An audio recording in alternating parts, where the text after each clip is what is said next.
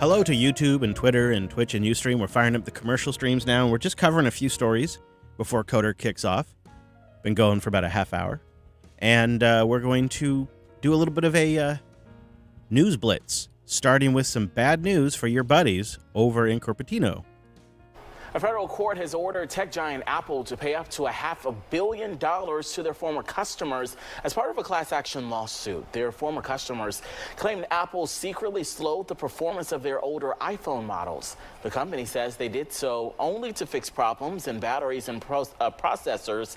Each customer involved in the lawsuit is expected to receive $65 each. Oh, well, that'll make it better. $65. There you go. And, of course, you're finally going to get it. I know you've been waiting forever. You've been waiting for years. How long is it going to take? Why isn't it here yet? But, my friends, you can finally rest. Netflix has begun testing their video game streaming platform. Netflix is testing video game streaming with a limited number of users in Canada and the UK. The company will begin a trial on 2 games, Oxenfree and Mulhew's Mining Adventure. Yesterday on select TVs, they were available. It will expand to personal computers and Macs in the coming weeks. Gamers can download an app to use their cell phones as controllers. Cell phones as controllers. I like that it's available on PCs and Macs, because Macs are not personal computers. They're something else, I guess. All right, now let's dig into a story that hasn't made it to Coder yet, but I think it's great background context for Coder Radio. Especially today's episode. We have a packed show, so I'm not actually sure we're going to get to the full story, but we might. And if we don't, I'd like you to be aware of what's going on. You're writing in Tech Daily about the showdown, and Bloomberg reported about the details of this meeting, the FTC commissioners and reps from Amazon. But it seems like, despite the drama of the room, eyeball to eyeball, the FTC is going to go ahead anyway. Right. Yeah, I mean, it's interesting for what it represents. It's almost like the whistle at the beginning of the game, the formal start of festivities. But it's a little bit of a ritual. In other cases, these meetings, also called last rites, can be significant. The company might bring its CEO. They might offer compromises to get out of the litigation. You know, in this case, it's very unlikely. I think that everybody is going through the motions here. The FTC has been on this course probably ever since Lina Khan was nominated as commissioner by the Biden administration. She made her name arguing that Amazon was a monopoly that behaved competitively. And so I think the company has probably assumed ever since then that this day was coming. And you made some rather nice sporting analogies in your story about that one as well, Brad. Just outline, if you will, just remind us where the key argument you think could land, could stick.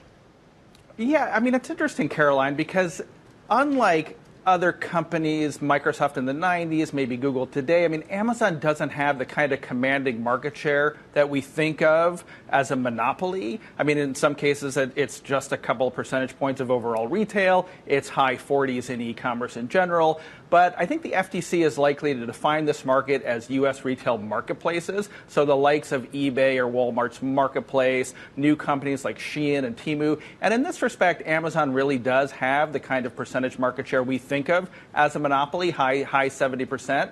And what the FTC is likely to argue is that this situation isn't bad for consumers, which would be the traditional way to analyze antitrust, but it's bad for smaller businesses. It's bad for competition, and in particular, it's bad for the small sellers that are forced to use Amazon, and that Amazon forces to use things like distribution, fulfillment by Amazon, or advertising is basically increasing the amount of take or percent of the commission that it takes from these sellers and creating a very unfavorable situation. That at least will be the FTC's argument. Let's take a look at that.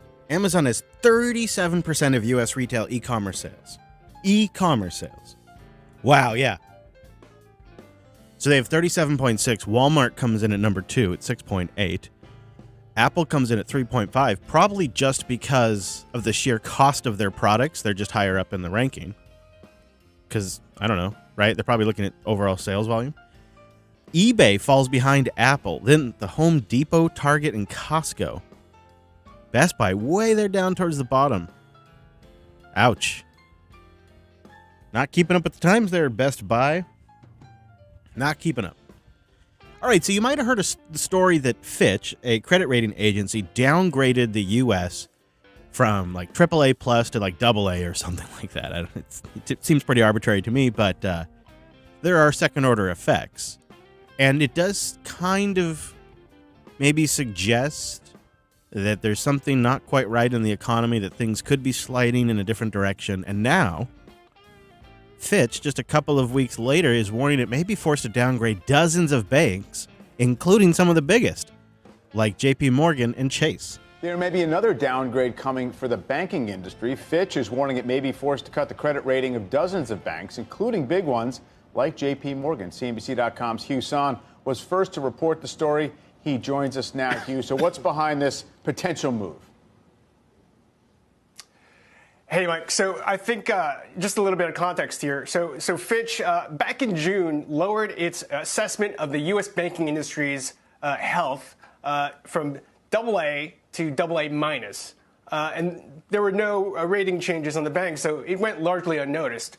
I think Fitch was actually kind of concerned at the increasing risk that they'd have to cut it another notch. So taking that industry rating from AA minus to A plus, which is one level lower. Now, the problem that introduces, Mike, is that you have four institutions, some of our top-rated credits, including JP Morgan and Bank of America, the two biggest banks in the country, that are rated currently AA minus. And you can't have banks rated higher than the operating environment in which they operate. So that would necessitate at least the examination of cutting them from AA minus to A plus. And that would potentially set off a cascade of examinations of the entire universe of banks covered by Fitch. There are more than 70, where you would have to consider cutting some of these other banks, that are rated less than JP Morgan and B of A to maintain the gap between the top banks and the lesser credits, Mike. I suppose that this is still based on a lot of the issues that we have been aware of for months, which is, higher cost of deposits, some deposit flight, taking some unrealized losses on bonds, maybe some deterioration of the economy down the road. I guess the big question for me is, this will matter if it does raise the cost of borrowing for the institutions. Of course, debt and deposits are the raw material for what banks produce, right? So is there any evidence that might be the case? Well, I think, you would have, obviously the markets are a dynamic thing. I mean, Moody's, cut 10 banks last week, and Morgan Stanley analysts basically pointed out they believe that the borrowing costs for the downgraded banks would increase, and there's even a risk that some of the banks could get locked out of debt markets overall. Cue the everything is fine meme, right? Everything's fine here. Don't worry about that. Continue buying, consumer. Don't worry about that. In the chat room, Bun asks how I like using Starlink, how that's been working out for me. And he asks, when I'm using Starlink on the road, is there some kind of receiver that I have to have? So the way the Starlink system works is you do have the dish. If you're on a mobile and you want to really spend money, you can get roof-mounted dishes. They cost more. They're a little more powerful, and they use DC in some cases. But generally, you just get the square dish on a little tiny tripod stand. What I have done is I've kind of set that tripod stand aside, and I have it on a flagpole, a nice high-quality flagpole. So I attach that to my RV with construction-grade suction cups, like they use to move windows around and whatnot.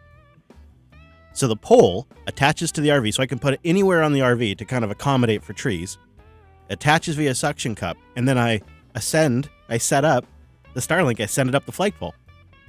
That dish has an Ethernet cable with a proprietary USB-C connector. That dish runs to a router that they supply. That router provides PoE back to the dish. The router plugs into AC, unless you get the one mounted on the roof. Now, you can put that router into production and just use it as your router. It's like a fork of OpenWRT or something, and they're pretty powerful little processors in there. And if you didn't already have the gear, or you're just getting a setup for your mobile rig, I think you'd be happy with it. And it has a nice few perks, like you can pull data from the dish and stuff like that really easily. I have chosen a slightly different route with my Starlink. I have put my Starlink into bypass mode. So the router just basically is in bypass. It's a PoE router. And then I attach that to my PepWave PepLink router, which allows me to manage multiple LTE connections, multiple Wi-Fi connections, and then pass them all onto the LAN. And one of the connections it allows me to manage is an Ethernet connection. And I have Starlink coming in over Ethernet to that router. And that's how I manage it. Whoa. Hello. This is busted. Uh-oh. We'll take your... I'm going to refresh. Okay. Raj. Yeah, Gamma, you know what I'm talking about. Oh, I need to start the titles.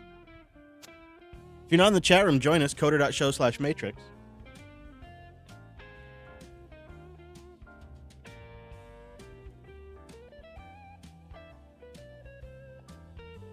There we go. Chapter titles are officially open. Or, I mean, show titles? Chapter titles. Come on in, friends. Coder.show/matrix and vote away.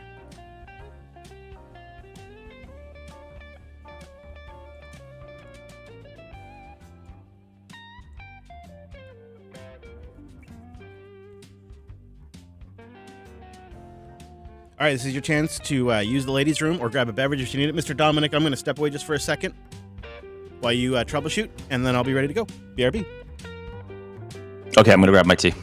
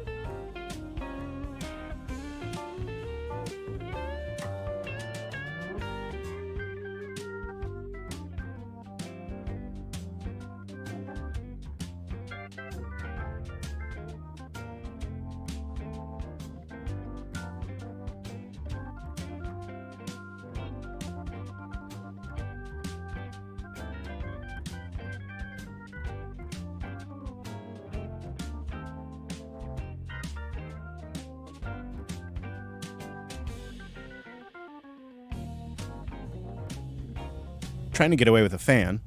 Now I can hear it. I'll have to turn it off. Oh, yeah. Oh, it's so nice to have a little moving air, though. I'll tell you what. Oh, all right. I'll turn it off. Oh, God. Okay, it's off. Oh, God. It's already hotter.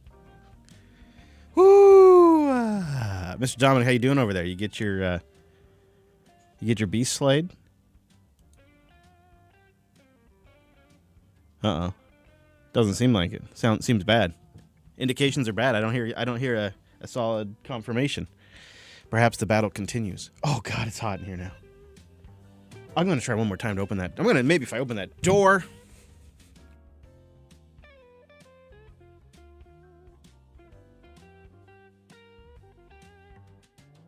Okay, we're counting down the hits with Smooth Jazz Radio. 5:41. 31. That's right. It's Coda Radio. Getting started here at the top of the hour. All right, you ready over there, handsome? Let's do it. Support your local NPR station. Support your local podcast station. That's what I say. All right. Chat room. My God, it is in your hands. Please bang, suggest wisely. We need your titles. We can't title this thing ourselves. Hello, Drew. Okay, I moved fan positions around a little bit, so I'm going to do some room cap. Hopefully it's passable. So, Mr. Dominic, jump in at 4. Mm-hmm. And then I'll do my room cap. 1, 2, 3, 4. 4. All right. And I'm going to do room tone. So, no moving, breathing, sneezing, coughing, or typing, or farting in 3, 2.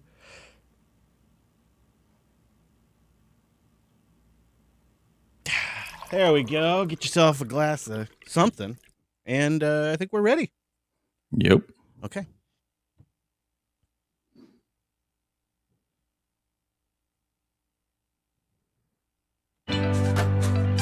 This is Coda Radio, episode 531 for August 15th, 2023.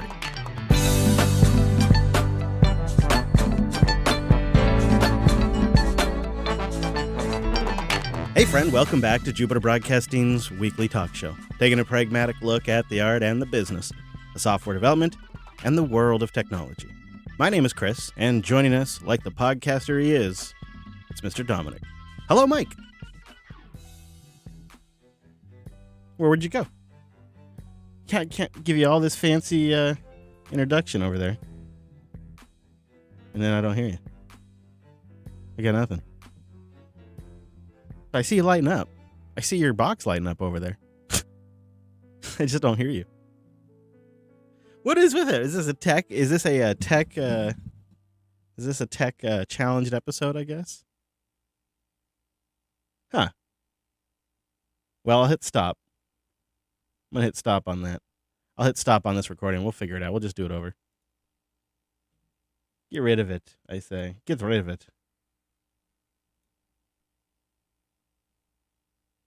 I do not know. I do not know. Yeah, I hear something. Hello? Hey, there we go. Jeez All right. Louise, huh? What a All right. Day. Let's start over so that way Drew doesn't have to bother. We'll just do a clean one. All right.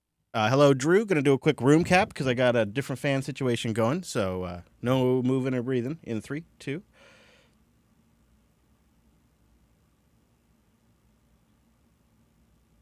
Nice. All right. And Mr. Dominic jumping at 4. 1, 2, 3, 4. 4. All right. Here we go. This is Coda Radio, episode 531 for August 15th, 2023.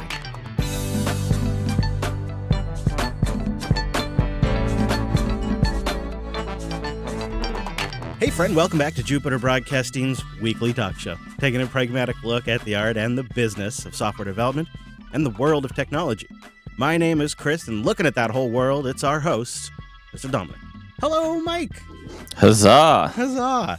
Hello, we did it. We're back. We're podcasting. Mm-hmm. I feel like it's a big show today. I do too. The audience really stepped up this week. I felt the love. We got some great feedback. And we thought, why not start with a pontification? If you were just starting out today as a developer, and this is a question I think we should throw out to the audience too, but you and I will answer it for this episode. If we're just starting today as a developer, somebody adjacent to the developer field, like maybe you're in DevOps, what tech stack would you focus on? And I'm wondering if the answer is Swift. No, it does not. So I actually been thinking a lot about this, right? Because this used to be one of our most common emails we'd get. Yeah. And I kind of have two answers. One, I think, is not going to be surprising to people. I'd probably say, so maybe we should set the constraints of the game here, right? You can only pick one language to primarily focus on. Oh, dang it. Okay. Yeah, so you can't say like, whatever, 3 languages. Which is exactly what I was going to do. What you're going to do, yeah. I would say almost, and light web front end, I think everybody kind of has to do, like light HTML, CSS, so those don't count. Everybody gets those. I think the safe one that is like obvious is Python, just because of the ubiquity and you can do web apps in Python. Hell, you can do games in Python, Pygame. Python is actually a language used as the DSL for a lot of game engines, right? Like bigger game engines. Yeah, no, I completely agree. Python does seem like scripting. Yeah, and right. It's long future, great community. Is it? Would you tell your kid that? Yeah, I probably would. I mean, the funny thing is my kid goes to a thing called CodeWiz, and in fact, it's starting back up again since school started, and they work in Python. They do Scratch, and they're fantastic. Just because of his age, they did Scratch for a year, and they're just getting into like very basic like Python extensions, right? Like how great, yeah. So, but I have a kind of a more spicy one. I've been doing the C++ gig, and I've been doing a lot of.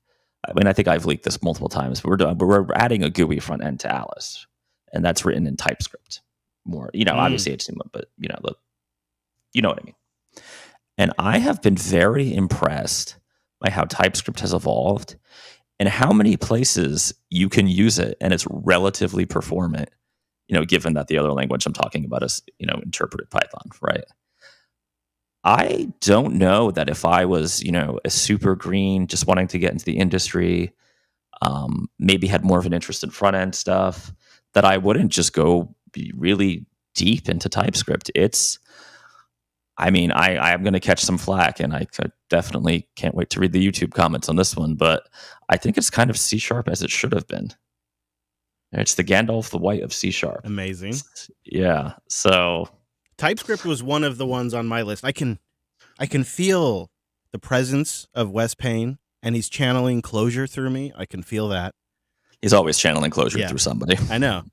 Jeez. But I really thought for a second Python too. And then I thought, well, if I was going to talk to my kids, there's this. Now, I'll tell you my cheat answer. My cheat answer was this example that I've recently come across. It's a in-browser wallet, mutinyWallet.com. Oh, interesting. And it is Rust on the back end, TypeScript and Python also in there, and then it essentially builds a WebAssembly app, and it is incredibly capable. Like, it is doing super sophisticated back-end network connections and local browser storage and encryption generation, all in this app. And the stack they're using is just Rust, TypeScript, Python, and essentially HTML. And it has produced something I've never seen before from a web app. So that's really compelling, because what the end result is a progressive web app that on Android they can ship that just looks like an app. And on iOS, you just bring it up in Safari and you completely bypass the App Store. And it doesn't, when you add it as an icon to your desktop, like you can do in iOS, and you really wouldn't know it's a web app. They've done an incredible job, and it's kind of starting to change my tune a little bit, because honestly, they're running a lot of it locally, Mike. They're it's WebAssembly. Well, it's funny you mentioned the progressive web apps and how iOS is kind of slowly but surely gaining support. Whenever I get a new kind of lead in for an enterprise, mobile job, unless there's a really good reason, I'm pushing them towards progressive PWAs, mostly in Ionic, which, TypeScript. And I got to be honest with you, the overhead and hassle of dealing, especially with MDMs for enterprise deployment, just isn't worth it. If you can pull it off as a PWA, Godspeed. Right? Like, just bypass it all. Just don't even hassle with it. And I think, 5 years ago or less, maybe, it was the kiss of death to be outside the App Store and not be a native app. And I think that's really changing. And when I saw that stack, so awesome. It's so great to see that. It's really finally coming together in the web apps. And this technology has been here for years. We've talked about it. It's really coming together in some of these. We'll see. Good question, and I'd like to hear the audience's answer as well. You can email us at coder.show/contact or send a boost in. And if your answer is Swift, go ahead and make your apologia for Swift. Swift isn't a bad language. It's just one of my primary criteria was, I assumed that your average 19-year-old getting started was like me when I was 19 and didn't know what the hell he was going to end up wanting to do, basically, right? And Swift has a big downside of being non-transferable outside of basically iOS and Mac apps, which is a very lucrative market, like if you get really, really good at it, but it's certainly limiting, and it's, so I guess disclosure, right? I used to financially support a project called Vapor, which was a Swift REST API backend similar to like a Sinatra or like a Flask for Python.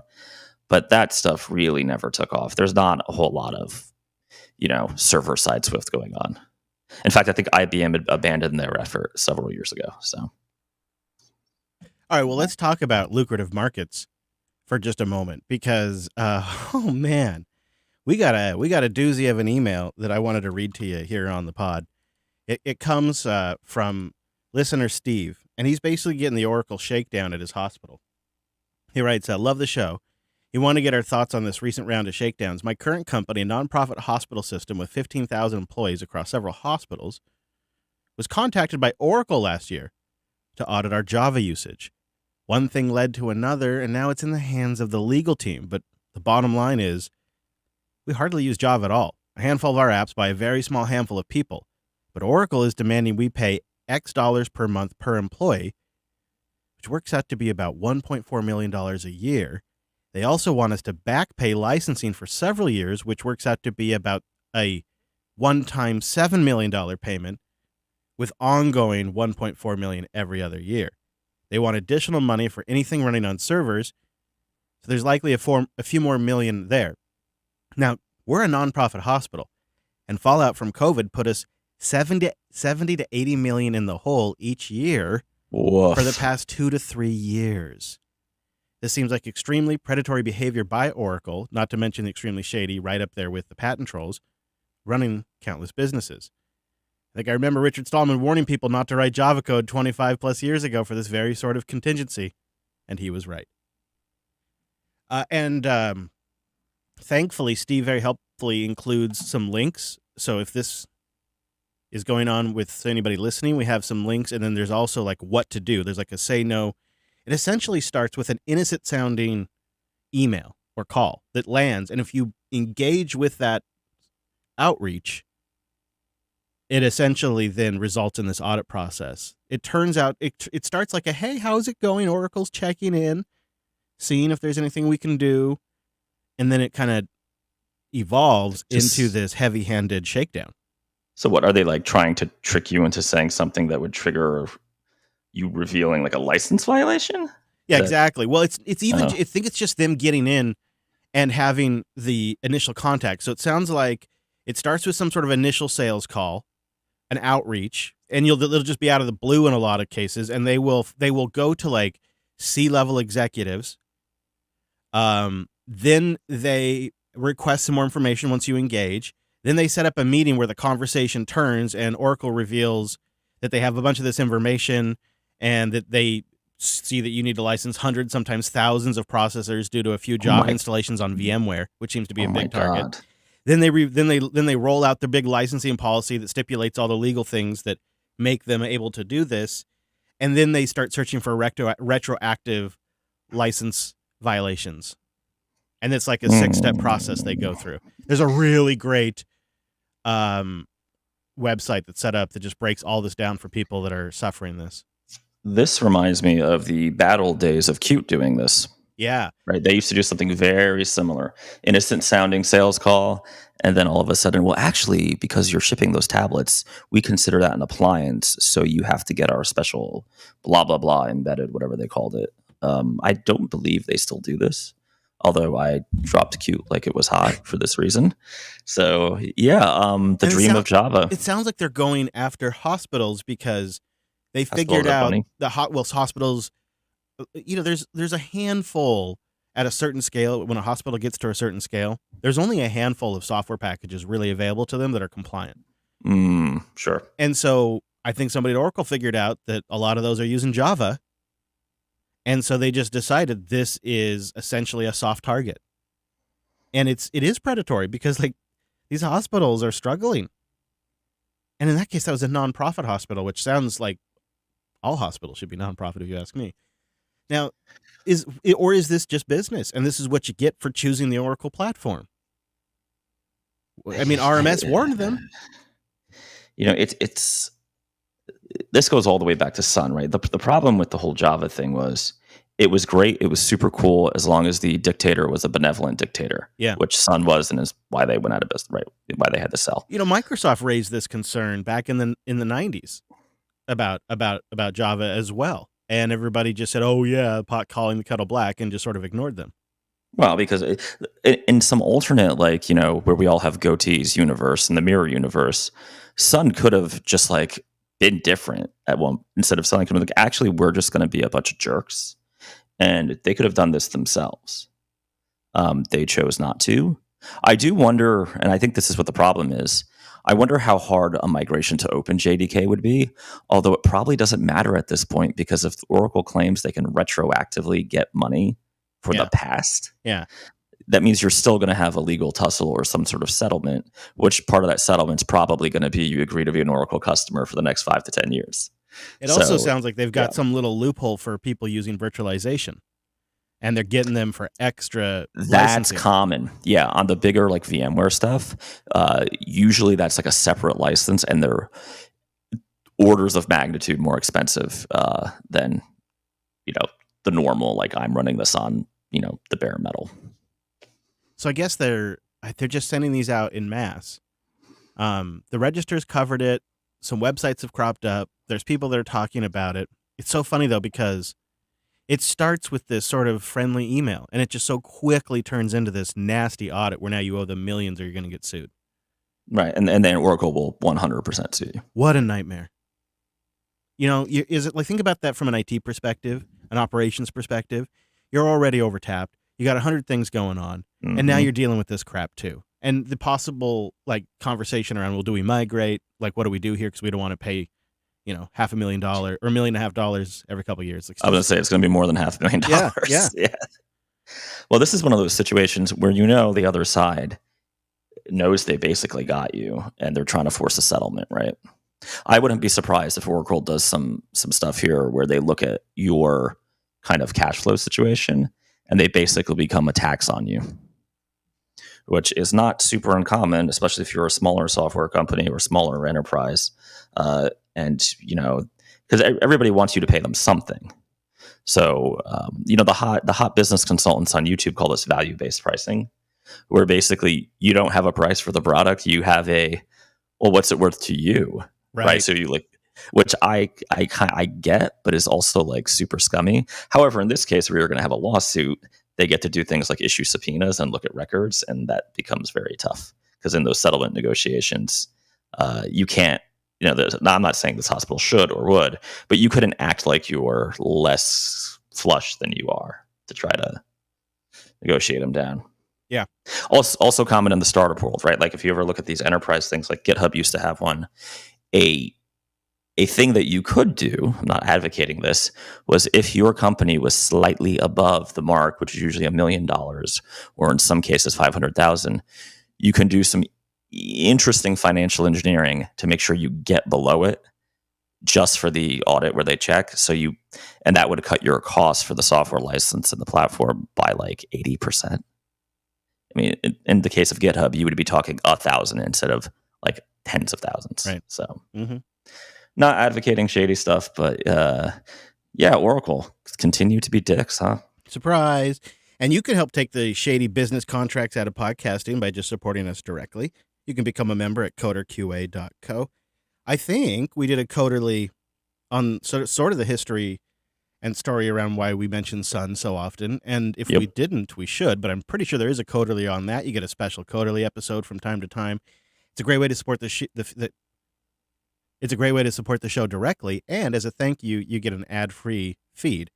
coderqa.co to support the show directly, or jupiter.party where you can set your own price and support all the shows. You can also support each individual episode by boosting. Thank you to everybody who boosts. We'll be coming up on those a little bit later in the show. We got some fantastic support. Spoiler alert, smashed our goal this episode, but we'll tell you how much just a little bit. If you want to boost in, getalby.com, getalby.com. You top it off directly in the app, I use the Cash App often to top off Alby. And then you visit the podcastindex.org. You find Coda Radio. You can boost from their webpage. Although, really, I think the most popular way is to get one of these new podcast apps, newpodcastapps.com. They got a whole bunch of new features, and you can also boost directly within the app. There's just a button right there while you're listening. It's really awesome. And each boost supports the network, editor Drew, and developers of these new podcasting 2.0 apps, as well as the podcast index. And we'll be getting to those in just a little bit. And maybe ChatGPT and OpenAI could use some boosts because it seems, according to a report that's come out in the last week, their daily burn rate is $700,000, and they're on track right now to go bankrupt in 2024. How about that doozy? Never going to happen. No, Microsoft has already bailed them out once. In fact, they're living off of that investment from Microsoft right now. Also, interesting, CEO Sam Altman doesn't own any equity in OpenAI because of like the shifting from nonprofit to profit, all that kind of, he just didn't get any equity, which I think is very bizarre. Makes me wonder if he'll really stick around for a long time. I have been playing with CPU-based, self-hosted large language model like dashboards that let you load ChatGPT's backend. You can load Facebook. You can load all these different ones in there. Right. There's so many now. And just basic questions, man. Just basic, like, when was Richard Nixon president is a 5-minute process to get a response. In my heart, he's still president. Well, you know what? Interestingly, it was like 51 or 52 years ago today that he took the states off the gold standard, the final stroke of the pen. And in his announcement, Nixon said it would be a temporary measure. Like 52 years later. So I loaded it up on a pretty nice Linode. And I mean, we're talking pretty good resources, lots of RAM, lots of CPU, and it is CPU. And it's very slow. So when I use ChatGPT and I use Bard, I really appreciate the astronomical amount of GPU compute behind these things.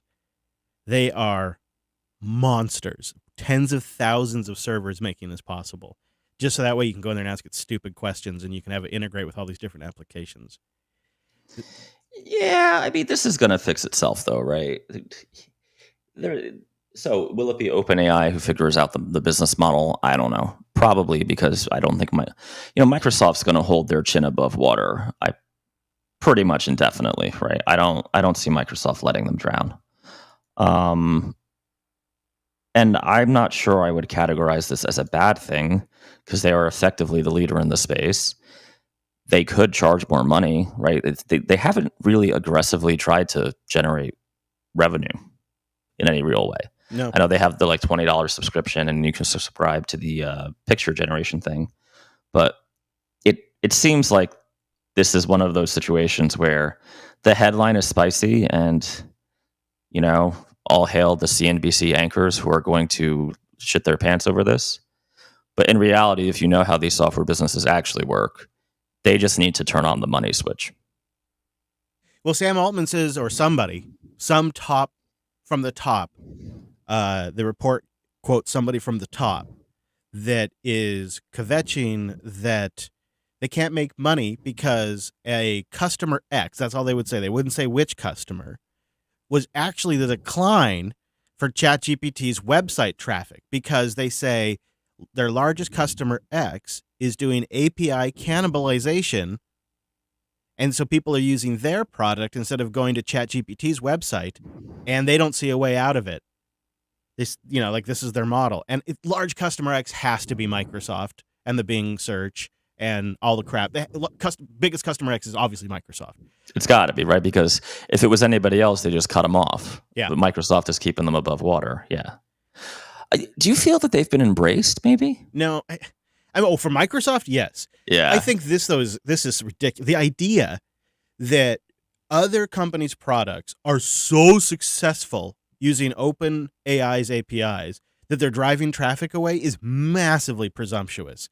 It presumes that companies have not only A, built functional products that provide value, but that B, somehow word of mouth has so massively spread, like some sort of meme on the internet. People have switched over to this other product that is doing API cannibalization. It's ludicrous. It's not if that product is Bing. Yeah. Yeah, no, it's just people tried it. It was gimmicky, and it doesn't actually deliver on the world-altering promise that Sam so espoused before Congress critters, the White House, and everyone in front of the media. Well, also, I have a real-world example here, right? We integrated Alice with ChatGPT, or I should say Alice can use ChatGPT's open API, right? And 5% of the time at least, if you're the user, I turn that off. Because you are better off with the pre-programmed sequences that we have for your specific stuff and the inferences we make than whatever random shit ChatGPTs are going to try to do to your data. Yeah. It's not. Now, having said that, I am never taking that off the Alice marketing website. Well, no, I mean, I could see some customers might want it. It gets them in the door. Nextcloud is integrated Stable Diffusion image generation, and they use it now in Nextcloud Office to generate templates. There's some uses there. there's some uses there. I mean, my point isn't that it's useless. My point is the thing custom built for their use case tends to be better. Right, exactly. Yeah. And the most useful thing so far is just the sexiness of getting people to sign up for the sales call. Right. So, yeah, you should put well, if it was a year ago, you put blockchain on there. Blockchain on there. No, the thing that I think will have a bigger impact, and this is why I'm actually more excited long term about the self-hosted stuff, is domain expertise large language models.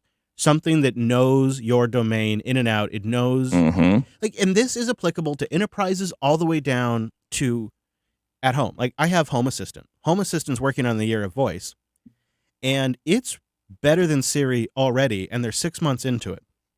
And the reason why it's better, because it is very domain specific. It only manages my Home Assistant. It only knows about the things I've named in there. I can set custom phrases, and it only controls that world. It doesn't try to integrate and be this smart assistant that can talk to the rest of the world and give me the news and the weather. It just has one problem to solve, and so therefore it just is very consistent. And I think that's going to be true for large language models as well. You'll let them loose on your databases and on your enterprise. They'll be running on your own infrastructure, hopefully one day on ARM chips, and for power. And, it will know what you're talking about when you say a specific, job or project name.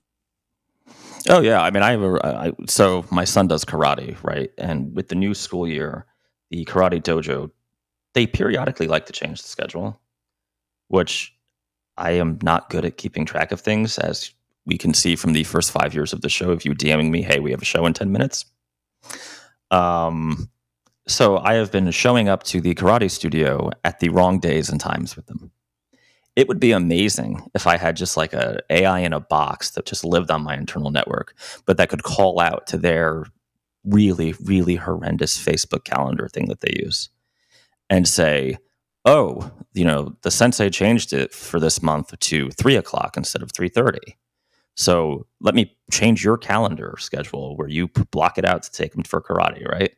That would save me a lot of hassle because I'm paying for the service and basically haven't gotten it in 2 weeks. Yeah. I am. Time is hard. Time is hard. Time zones. Time zones shouldn't exist. Time That's math my position. Is the worst. Yeah. Yeah. Makes me want to cry. I'm going to give a quick shout out. I can't find links for it right now, but the Piper project and the Whisper project. These are, one is a text to speech and one is speech to text.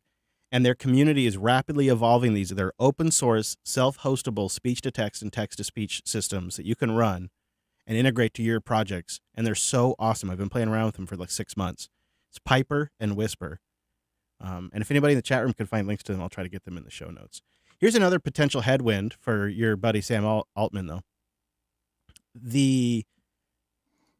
According to sources at the Financial Times, Saudi Arabia has bought over 3,000 NVIDIA H100 GPUs, and somewhere around another 100,000 or so earlier in the year. And now it appears that essentially all of the NVIDIA GPU cores that are used for AI jobs in data centers are sold out until 2024. Whoops. And now a new report shows that smaller startups that are trying to acquire GPUs for AI can't acquire them. So they basically have no choice but to use AWS and Azure and others because they're not going to be available again. NVIDIA's out. That sucks. Yeah, that seems bad, right? That's really bad. Not as impacted, but AWS's CEO Adam Selipsky said again and again and again in an interview with The Verge that they were snapping up as many NVIDIA GPUs as they could because they knew this was coming, and that they bought a whole bunch this first quarter. And they're just aping into GPUs over at AWS. Here we go. Yeah. Here we go again. Here we go again. We just chilled out from the crypto GPU run. Yep. Now we're gonna do the AI GPU run. It just seems like the business we should have been in is selling GPUs. No kidding. Although I wonder, Amazon is working on their Gravity ARM chips, and Google has their own AI chips. Apple is working on their own chips. NVIDIA is the go-to for everybody who doesn't seem to have their own chip solution. And some of these, like Amazon and Google, I don't think they're actually at a place where they have, these things are not popular enough where they can stop buying NVIDIAs too. So they're still dependent on NVIDIA. But NVIDIA has just massively benefited from this rush. And I was watching the financial news this morning, and they're essentially, their position is that NVIDIA and other, which NVIDIA is now considered an AI stock, and other AI stocks have to rally in order for the S&P to continue to go up. Like, they are holding up the market. The rally's based on these stocks, and people are pretty bullish, but I don't know how exactly this hype cycle continues if we run out of GPUs. There will be certain winners and certain losers for sure. Yeah, it's going to be interesting. And we should probably note here that Apple bought out like all of TSMC's 3 centimeter production capacity. Yes. Like literally all of it. Yeah. So that seems like you can't discount how much Apple being the titan in the room here, just in terms of scale, right, is significant. That may backfire, though, because the rumor that goes along with that, of course, is that the next iPhone price is going to go up a notable amount. And everything's going up. It's a bad time to raise the price of that iPhone, I think. Sales are already declining. You raise the price to like $1,500 for the base model or something like that, and I think that doesn't sell. Do you know what, though? They probably have enough people on those either carrier or the Apple update plans that they just hide the price in there. They up it a little bit a month. You know, that is a great point. I think in an earnings call, their most recent earnings call, in fact, they said that something like half of iPhone users in the States are on some sort of plan where they don't pay for the price up front. Right. You're effectively subscribing to your phone, right? Yeah, that's a good point. All right. So we'll see. Time will tell, because that's only like a few weeks away. Oh, Lord. Tailscale.com/coder. Oh, and I see we got links. All right, while I grab these links, why don't you all go to tailscale.com/coder? Support the show, give them a little bump on their dashboard, and I think you doing that, it keeps them happy. And then also, now they've upped it to 100 devices, so you can also sign up and sign in, and you got 100 devices you can mess around with now. So check it out, tailscale.com/coder. We talked about Zoom using your face and your voice to train their AI models in the future. After they updated their terms of service, the internet exploded, and it took them a few days, but by late Sunday, Zoom's chief operating officer was trying to turn the volume down on Hacker News, trying and failing, jumping in on the comments and getting skewered. That's a mistake. And then on Monday, they clarified their terms of service, saying that they won't be using your information. They will not use audio, video, or chat customer content to train artificial intelligence models without your consent, is the quote. So the operative phrase is without your consent. Yeah. Become a Zoom Plus subscriber and automatically opt in. It'll be even dumber than that. Like, want these new fancy blurred backgrounds and audio corrections so you really seem more professional on your calls? Just agree to our enhanced terms of service. Right. If you want to take advantage of of Zoom's new AI features, which will improve the quality of your call and do auto summarizations for your meetings. Yeah, people are going to turn that on. I got to be honest. I wish I could get better transcripts for my calls. Yeah. I know if you could have that come out in a nice readable format where it does a summary of the general topics covered and who spoke. I mean, you could even give you a report of who spoke for how long, and it won't mess it up. It won't mess up the speaker names because it knows from which session that voice came from. So it'll have a name to the voice, so it could actually assign speaker names to the transcript. It'd be pretty compelling, actually. I could see a lot of companies turning that on. It could tell you who's running Magic Arena in the background of the call. I mean, They could already tell that, actually. Oh, crap. Yeah. Unless you use it on Linux in a flat pack, basically every other OS you run it on, they can tell what other processes are running on the box. So much for the sandboxing there, Apple. The other thing that's maybe in the background here is Zoom has kind of been in trouble with regulators concerned about other privacy and security practices in the past. And they're currently operating under a Federal Trade Commission consent order dictating in which ways they must improve security practice their practices to protect user privacy. And this is obviously a privacy issue. Not a good time to run afoul of those kinds of things. So I think that may have also played a role in the walk back. Well, and a key point here is also like most, or I should say most, I can only speak for my jurisdiction. Hillsborough County, Florida courts still use Zoom for hearings for like serious matters where no one can get arrested, right? Just like dumb stuff, right? Like you're doing a hearing to like get a permit, or it's a family hearing, but it's not a hostile one, or it's the million dumb little things it could be. And I could see the court, the judiciary being very mad to find out that Zoom was like harvesting the data. No kidding. Yeah. And telemedicine. Yeah. The only thing I think that they could get me to turn it on, the only thing that I could possibly conceive that would be so beneficial would probably be if I could do an AI avatar where I could turn my camera actually off, but I could still sit there and nod and smile like I have to do for an hour with my mic muted. That would be nice. Then I wouldn't have to do that process. All right, shift gears for a moment because we have to talk about this in the show before we wrap it up. Sam Bankman-Fried is actually in jail. Now, he was on bail, but of course he had to go and screw it up. He got a computer and he set up a VPN, and shortly after that happened, just coincidentally, funds that in theory only Sam might have access to started moving on the blockchain, and then quickly got moved into mixers and cashed out, perhaps several $1 million worth, if I recall. And then not too long ago, Mr. Bankman, who was living it up at a nice $1 million home at his parents' house,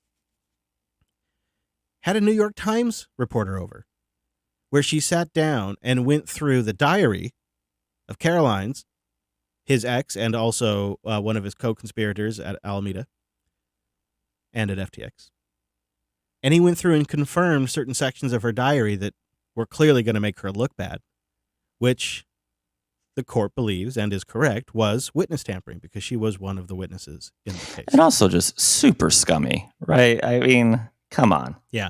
The girl's diary, it's like, even to this day, the guy just thinks he can get away with anything. I have like a question. I know he has lawyers, but has he ever spoken to them? Because every lawyer I've ever met has been like, all right, here's what you're going to do. Step 1, shut up. Right? Just don't talk about the kid. Just don't say anything. I think his initial lawyer he fired because he was going, remember really early on, he was going on and doing an apology tour. He was really sorry how it wasn't his fault, remember? Right, and the lawyer was like, can you shut the fuck up? Yeah. Like, and yeah, I mean, so now he's in federal prison. Good. Yeah. Yeah. Great. And here's the other one. Here's the other kind of big piece of news. And I can't believe it. Because remember this BS that the U.S. had to drop all campaign fraud charges because otherwise the Bahamas wouldn't extradite him. And so the weak, small, tiny U.S. capitulated to the powerful Bahamas, the military-industrial complex of the Bahamas, and said, okay, we'll drop all of the campaign finance charges if you will extradite him. And so they dropped all those charges, and he was extradited. And so, Congress critters were let off the hook. And now it turns out that's back on. It sounds like they're going after him for more than $100 million in political campaign contributions before the 2022 U.S. midterm elections.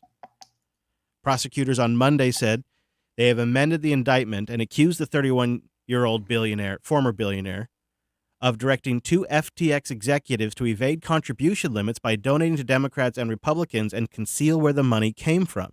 Quote, he leveraged his influence in turn to lobby Congress and regulatory agencies to support legislation and regulation he believed would make it easier for FTX to continue to accept deposits and grow. In other words, just like you and I speculated on this show, he was working to build a regulatory moat with Congress, people like Waters, and with the SEC sitting chairman, Gary Gensler. This comes right back to this sitting SEC chairman. He was working with this scammy scumbag. We don't know exactly what Gary agreed to, but it's clear that was Bankman's angle, and that's exactly what we speculated. And now federal prosecutors have laid it out in an indictment exactly as we said. mean, yeah, right. Like we laid it out that way because it was super obvious. It also shows you, once again, it's another demonstration of the two justice systems at work, because he should have been in jail all along. When he got that laptop and used a VPN and funds started moving around and he claimed he was watching football, even though it wasn't football season, it was bullcrap. He was VPNing into the FTX servers and moved funds that only he had access to in the wallet. I just want to say, like, the level of chutzpah here is you got off with them dropping a bunch of charges because the just withering naval might of the Bahamas intimidated the U.S. Mm-hmm. And then you came home, decided to go on a PR campaign for some reason.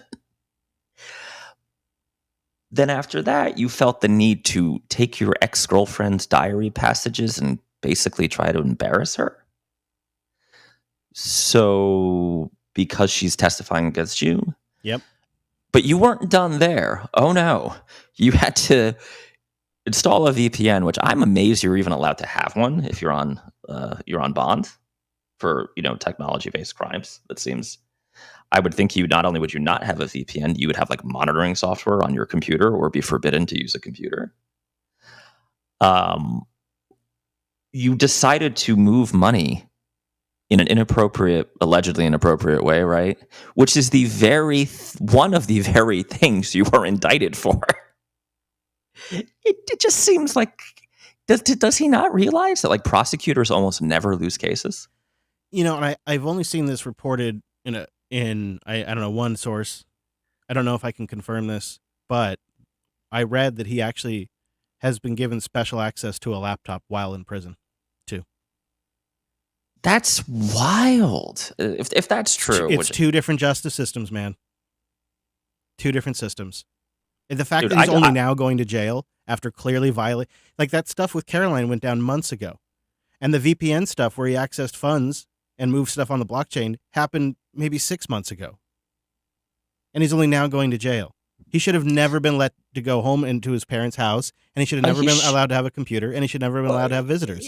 No, he should have gotten bonded, nonviolent crime, right? We don't need to lock everybody up, but it's the computer stuff, yeah. And honestly, the minute he started with this bullshit about Caroline, that is witness intimidation, witness tampering. I really think there's something else going on here because... What, someone's going to save him? Well, so they're indicting him for $100 million of campaign contributions. But they say in the indictment, he ordered people to do it. But they just, in the prosecutors, when they go to refer to these people, they just say, quote, straw donors. And they never name names of who these people were and who was moving the money around. Why? Why aren't we indicting these people? Why are we protecting these people too? They've got proof that these people knew what they were doing was wrong, and that Sam's specific instructions, perhaps, maybe. Right. So there's a funny parallel here. I recently moved, and apparently I didn't fill out the mail forwarding stuff fast enough. Someone got a piece of mail and decided to open AT&T account and finance an iPhone. I, of course, flagged that out as fraud. Now, that was a week ago. What do you think the local sheriff's department decided to investigate before approving the claim? You? Me. Because they're thinking it was fraud, that you weren't buying an iPhone and then trying to get away with it. Trying to flip it, right. Like, I guess that's the thing. Even with the sheriff's deputy being like, yeah, okay, this is obvious. You're right. This is identity theft, whatever, which I had to convince him of. I had to have this is my new lease. I didn't live there for a month. This is when the mail forwarding started. You can see there was a gap, right? You can see what happened here. And I had to do the whole LifeLock thing, which is a pain in the ass. AT&T still will not, one, terminate the account, stop trying to charge me, but they can't charge me because they don't have a valid credit card. So we're in this dispute where there's threatening to ding my credit, right?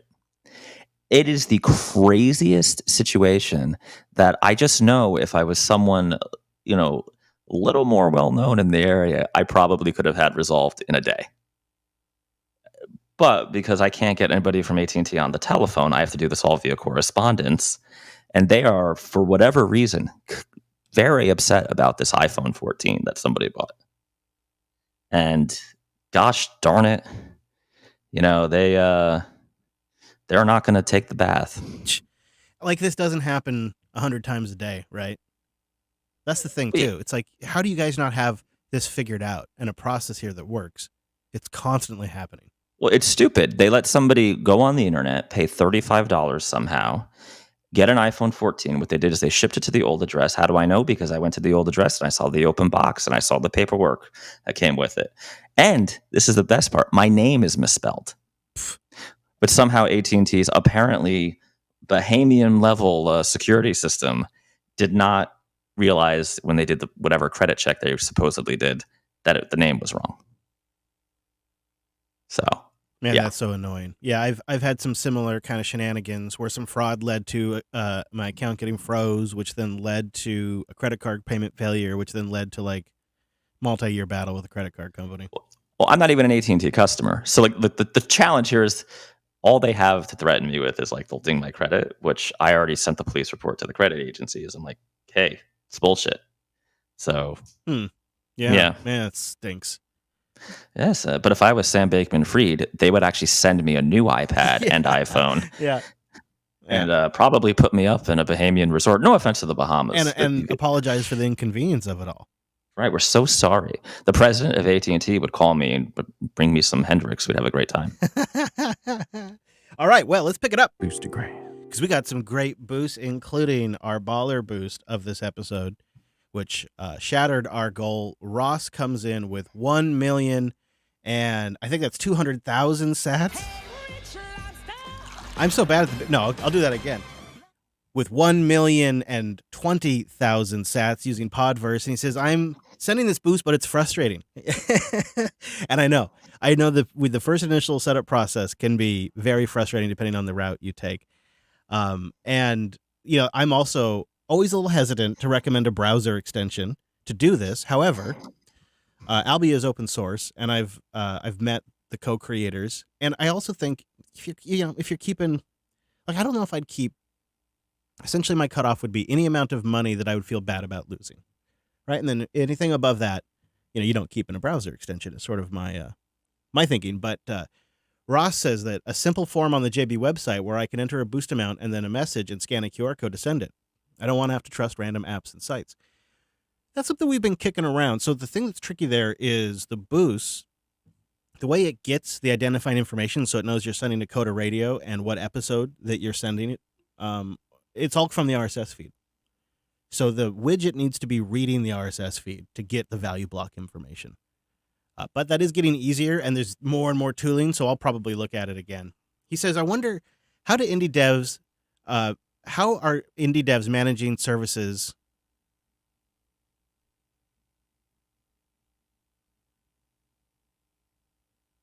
Okay. And then he writes in with a question for us, Mike. He says, how do indie devs managing services sleep at night? I see a lot of tech stacks post describing maybe a single droplet, maybe one VPS, and maybe a daily database backup. I'm just paranoid about losing data. I want redundant everything and continuous backup so I can sleep well. But that means paying AWS prices. Should I just embrace a more YOLO attitude to data and uptime? Should I stop worrying about backing up logs? What do you think? It depends on a case-by-case basis, right? You don't want to spend a fortune on just, unnecessary redundancy. Or I shouldn't say unnecessary. Redundancy that's actually not mission critical, right? Should you YOLO everything on a $5 droplet? Probably not. No. I personally do like keeping some backup of logs, but I don't keep indefinite till the end of time backups, which is a way to keep your storage costs down in the cloud. Mm-hmm. It depends. I don't use AWS because the value prop for me is they are too expensive. And like a Linode or a DO is a much more cost-efficient solution. Having said that, when the cases come up, I've done a bunch of SUSE Enterprise and stuff like that. That definitely raises your cost structure pretty significantly. Yeah, I do like to have some backups. You can also offload some of your more challenging stuff to I forgot what Linode calls there, but all of these systems have like a cold flat storage thing that's cheaper than actual hard disk space if you want to do logs or whatever. If you can do your benchmarking well enough and figure out what you actually need in the majority case, then you can start making little trimming decisions to save money. I'll tell you our philosophy here, Ross. Now, I think Mike's right. It's the reason why it's sort of use case specific is because certain customers have a very low threshold for outage and certain customers have a higher threshold. And the way that I think you kind of make these more YOLO setups work is by having reproducible infrastructure so you can reproduce the rig pretty quickly. So you're not spending 2 to 6 hours just getting the machine set back up. And then the data lives separately from the machine and it lives separately from the application. And everything's kind of a module. Your OS, your application, your data, it's all separated out. And so each piece is sort of being managed. Now, maybe some people are only doing one backup. Maybe some people are doing hot copies. That's all use case specific. But I think where some of this comes from is the infrastructure is now getting deployed as code, right? It's part of a function of an overall project. It's not the project. And so how you manage that, how quickly you can spin that up and how quickly you can recover, I think are all user specific, but you have different degrees in there. If for you want hot copies, then like in the case of Linode, what I do is I just set up a Linode VPS in one data center and I set up a VPS in another data center. And I either use object storage as a central data store or I use some sort of replication system on the back end. And that's from anything from ZFS file system copies to like sync thing to, database replication. Like you can really kind of noodle that down. So I don't know it is more risky than the old setups I used to build for sure, but the cost difference is night and day. And operationally speaking, the systems are extremely reliable. I mean, seriously reliable in the case of Linode. They're not a sponsor of the show anymore, and I still say that. Ross, thank you. Thank you so much for your support. Thank you for persevering through the frustrations of the new boost system. The whole thing's new, right? That's part of why we're doing it is we're trying to help use it and grow it because the listeners to Jupiter Broadcasting are of a more technical variety, so it starts with us. We're the early adopters. We work out the edge cases, and then the more user-friendly applications get built. And the one thing that I have to say is in like the 14 months we've been doing Boost, the level of application development is beyond anything I ever expected. The pace is absolutely impressive. And I really appreciate your support. You really made my morning. Marchie comes in with 74,332 sats. I hoard that which your kind covet. So he says, I can't help but feel bad for the maintainer of MOQ, while simultaneously ruling his incredibly poor judgment as a dark matter dev of our As a dark matter dev of our .NET shop, I made extensive use of MOQ for its unit tests, though we've replaced it now. Being asked to donate was certainly not off the table. I think the biggest failure was really the rollout. Clearly engaging with the community for a temperature check was required, and it didn't happen. That's true. He burned out before he got to that point. Maybe there's a way for the maintainer to pull this back, though I fear the social capital is already eroded beyond the point of no return. In case you haven't seen the latest drama, he links us to what is going on, and there's some Stack Exchange hoopla. And man, if this isn't these are stories that I debate if we should cover anymore because it's kind of the same old story in a lot of ways, but there's always differences with each one. But that classic story, it's just not a sustainable job for an open source developer. They burn out. Yeah, it's over a decade of covering this kind of thing. It's hard to watch. Yeah. And it's even just, there's not a common language for everybody to use.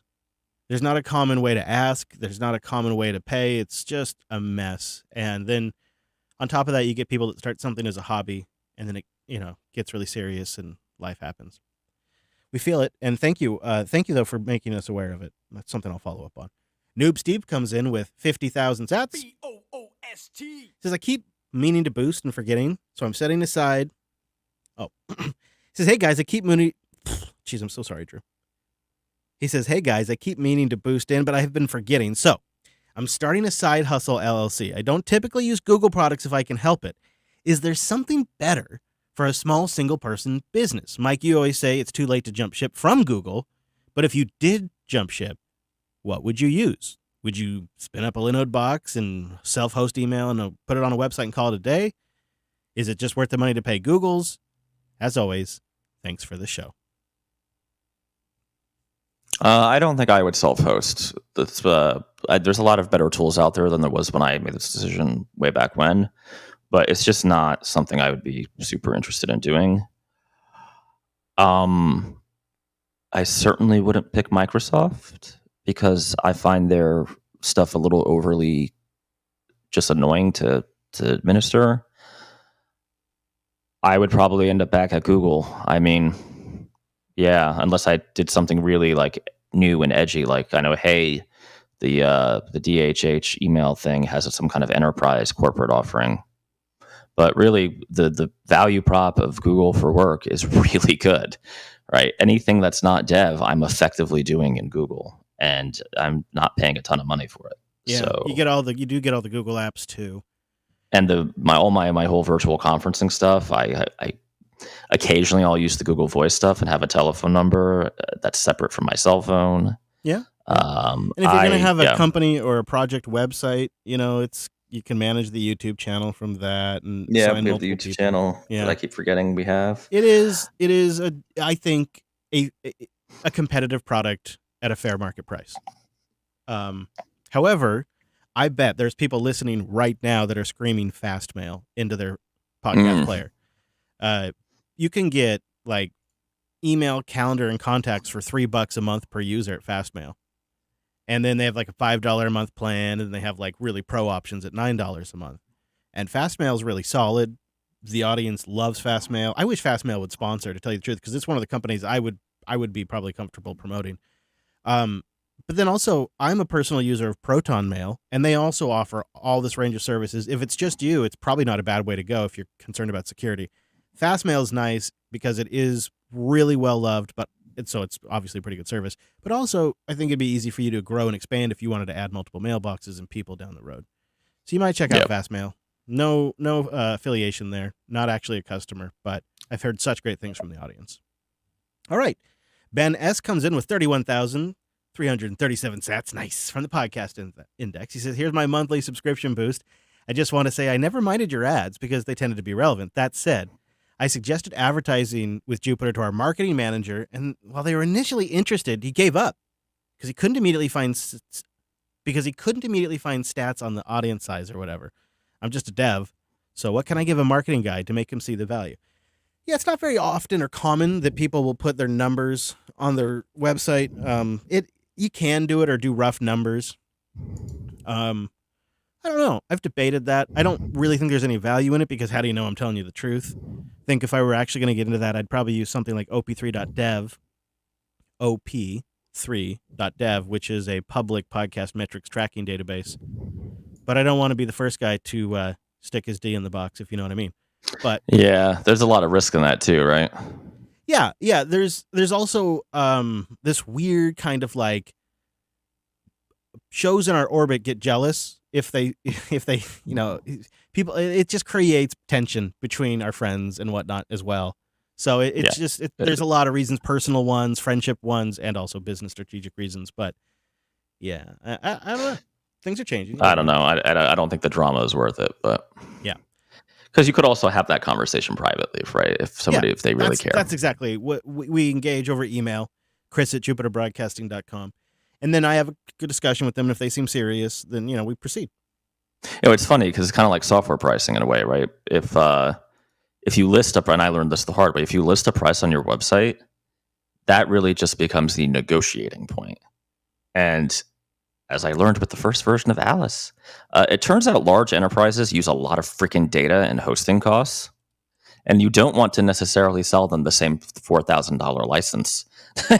You might need to charge them more to pay your goddamn bandwidth. So, yeah. There you go. That's from Mike's mouth to your ears, audience. He speaks the truth. And I'm going to get this one wrong because it's the name of like a Japanese novel series, but Kurosia comes in with 22,666 sats. Waka waka, it's a treasure. He's using Podverse, and he writes, in 529, you were talking about how people are pearl clutching about large language models clearing out the community. Remember that blog post we read that the guy said it was going to collapse free software? I think you guys are right. It's going to bring more people in. It'll clear, then it will clear out. Suing large language models for using free software isn't going going to solve the problem. These are inference machines. There are lawyers that have advised if Microsoft loses its Copilot battle, they will consider FOSS to be tainted. Devs are going to choose to eat over contribute to, if forced. So I follow what he's saying. What he's saying here is that we should be paying more attention to this Microsoft Copilot lawsuit because it may set precedents. And then if it sets precedents in the wrong direction, it may hinder open contribution to large language models. Maybe. I'd like you to expand on that because maybe. Yeah. I don't know. Golden Dragon comes in, though, with a row of McDucks. Things are looking up for old McDuck. Coming in on Fountain.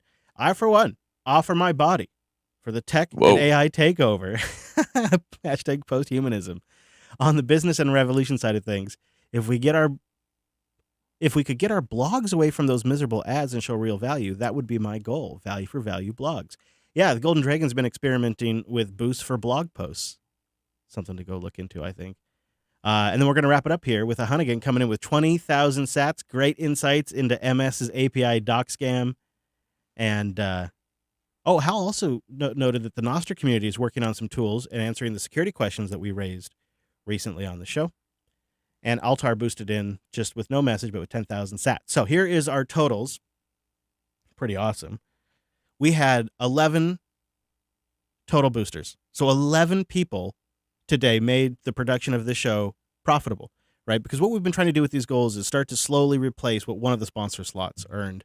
And we haven't really gotten there yet, except for today. We did it, and it was really made possible by just 11 people. Out of all the tens of thousands of people listening, 11 people stepped up and made it possible. Over 18 boosts, because some were sent in multiple times.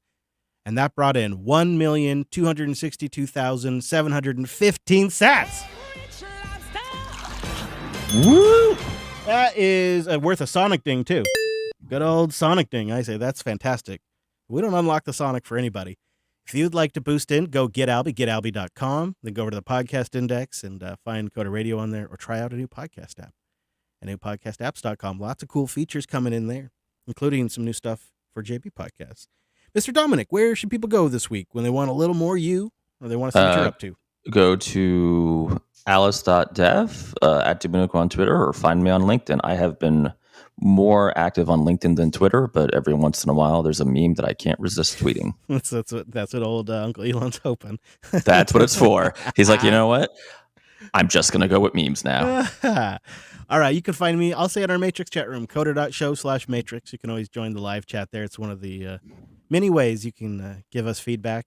Of course, there's coder.show/contact and those boosts. And a big shout out to our members, coderqa.co. We really appreciate you. Links to what we talked about today are in our show notes. Yes, you can find those on the web. It's a website at coder.show/531.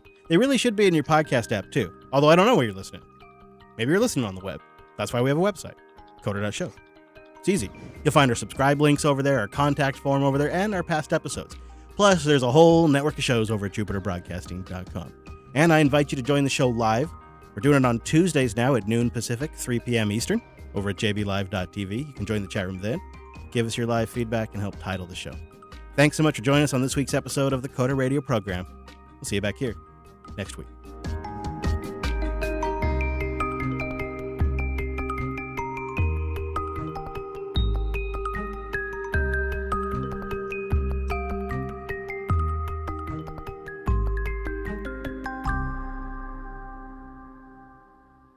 Thank you, Drew.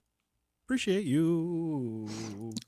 All right. So, Chris, if you want to laugh your ass off, there was Gen Con, which is a big like TCG convention that just happened. Yeah. And these guys stole a couple, not platters, what do you call those? Pallets of like sealed, I think MTG product. Oh. Wearing their company T-shirts with a big ass name and logo on the back. They didn't realize that the hotel that this convention was happening in has cameras like every other hotel. Literally, and you can see them on the camera like laughing and like rolling out on a dolly these pallets. It's idiots. It's like those idiot kids who like, yo, I just ripped off the 7-Eleven on a Facebook Live video. Right. I was like, there was one down here where the sheriff himself was like, all right, see you in a few minutes. Yeah, I remember my little brother got got caught when he was young shoplifting because he and his buddy were shoplifting, and he opened up his jacket, like, look at all this stuff I got. And, of course, the camera's right there. So he's on camera like, look at all this stuff I got. Oh, man. It's wild. See, it's good that he did it as a kid, though, because it just, yeah. I think they just let him go. Different time, though, because that was like 20 years ago. Yeah, now that he'd be in some sort of juvenile detention center. But they might give him a laptop and a VPN. Yeah, maybe. It's if he starts a crypto empire. I like Shakedown season and C# as it should have been. I like C# as it should have been. All right, then we got our winner. All right, folks. Well, we will be back next week. And I will be on and off the chat room this week. So, yay. We'll see you there. All right, Mr. Dominic. Have a good Bye, week. Chris. You All too. right. Bye. Bye-sies. Now that the stream is wrapping up, I'll let you know what we got coming up. Later in the week, we'll have self-hosted. And if you're not subscribed to Office Hours, I encourage you to go try Office Hours. Go give it a subscribe because I've just redone the entire feed. Handcrafted RSS feed with IPFS podcasting. I'll have a bunch of information coming on that feed in the next week or two. So if you're not subscribed now, Office Hours is at Office, I think it's what, office.hair? Oh, I can never remember it's officehours.hair. That's what it is. And if you subscribe to that RSS, that'll redirect you now to my brand new, shiny, handcrafted Podcasting 2.0 XML feed with IPFS seeded shows. And I'd like to get some testing before I publish the next big episode. So that's coming up. We'll have self-hosted later this week as well. And then, of course, Linux Unplugged on Sunday at the same time, noon Pacific, 3 p.m. Eastern. Thank you for being here. We'll see you later.